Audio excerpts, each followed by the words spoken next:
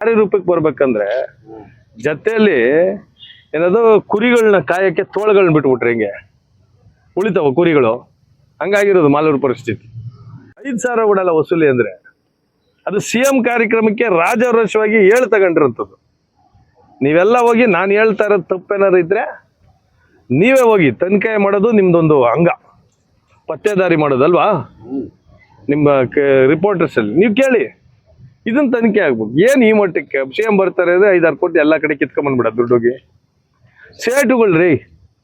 ಸೇಟುಗಳು association ಅವ್ರು ಕೊಡ್ಬೇಕು. ಅವ್ರ ರಾಜ್ಯೋತ್ಸವಕ್ಕೆ, ಇನ್ನೊಂದಕ್ಕೆ, ಮಾರಮ್ಮನ, ಗಣೇಶನಿಗೆ ಎಲ್ಲ ಕೊಡ್ತಾ ಇರ್ತಾರೆ. ಇದು ಬೇರೆ. ಇನ್ನು ಬರೋ ಚುನಾವಣೆಯಲ್ಲಿ 50,000 ಲೀಡ್ಗಿಂತ ಹೆಚ್ಚಾಗಿ ಗೆಲ್ಸಿ ಅಂತ ಹೇಳಿ ಎಲ್ಲ ಸಚಿವರು ಅವರು ಮಾಡ್ಲಿ. 1 ಲಕ್ಷ ಲೀಡಲ್ಲೇ ಗೆಲ್ಲಿಸಿ ಅಂತ ಹೇಳಿ ಅವ್ರ ಪಕ್ಷ, ಅವ್ರ ಶಾಸಕರು ಹೇಳೋದು ಸಹಜ.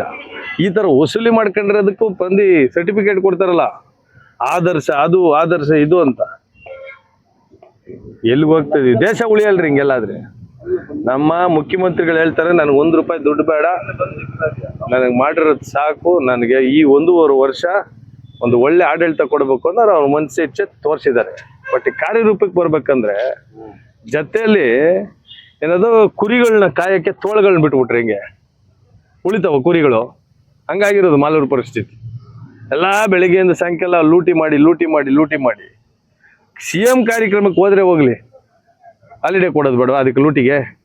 ಇಷ್ಟು ದಿನ ಲೋಡ್ ನೂರಾರು ಕೋಟಿ ಲೂಟಿ ಮಾಡಿದ್ದೀನಿ, ಅದ್ರಲ್ಲಿ ಒಂದು 10 ಕೋಟಿ ಖರ್ಚು ಮಾಡ್ಬೋದಾಯ್ತಲ್ಲ ಸ್ವಂತ ದುಡ್ಡಲ್ಲಿ. ಅದಕ್ಕೂ ವಸೂಲಿ, ಅದ್ರಲ್ಲೂ ಉಳಿಸ್ಕೊಳ್ಳೋದು. CMS ಹೇಳಿ ಫಂಕ್ಷನ್ ಮಾಡಿ ಅದ್ರಲ್ಲೂ ಉಳಿಸೋದು.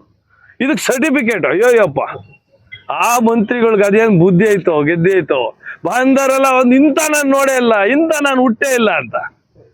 ಇಂಥವ್ರು ಹುಟ್ಟೇ ಇಲ್ಲಂತೆ, ಇಂಥವ್ರು ನೋಡೇ ಇಲ್ಲಂತೆ. ಏನಿದೆ? ನಾನು ವೈಯಕ್ತಿಕವಾಗಿ ಮಾತಾಡಬಾರ್ದು ಅಂತಿದ್ದೆ. ಬಟ್ ಈ ಮಟ್ಟಕ್ಕೆ ವಸೂಲಿ ಆಗಿ ಯಾವ ಫಂಕ್ಷನ್, ಯಾವ ಪುರುಷಾರ್ಥಕ್ಕದು? CM ಅವ್ರು ಬಂದ್ರು, ನಾವೆಲ್ಲ ಇವರೆಲ್ಲ ಬಂದು ಹೇಳ್ಬೇಕು ಅಂತಿದ್ವಿ. ಇಲ್ಲಿ ಆಗ್ತಾ ಇರೋದು ಬೇಡ. ಮೊದಲನೇ ಸಲ ಬಂದಿದ್ದಾರೆ, ನಾವೆಲ್ಲ ನಮ್ಮ ಪಾಡ್ ನಾವು ಸುಮ್ಮನೆ ಇದ್ವಿ. ಈಗ DC ಅವ್ರ ಗಮನಕ್ಕೆ ತರ್ತೀನಿ ಸರ್. ಪದೇ ಇನ್ನೊಂದು ಪ್ರಶ್ನೆ ಕೇಳ್ತಾನೆ ಇದ್ದಾರೆ ಸರ್. ವಿರೋಧ ಪಕ್ಷದವರು ಯಾವ್ದಾದ್ರು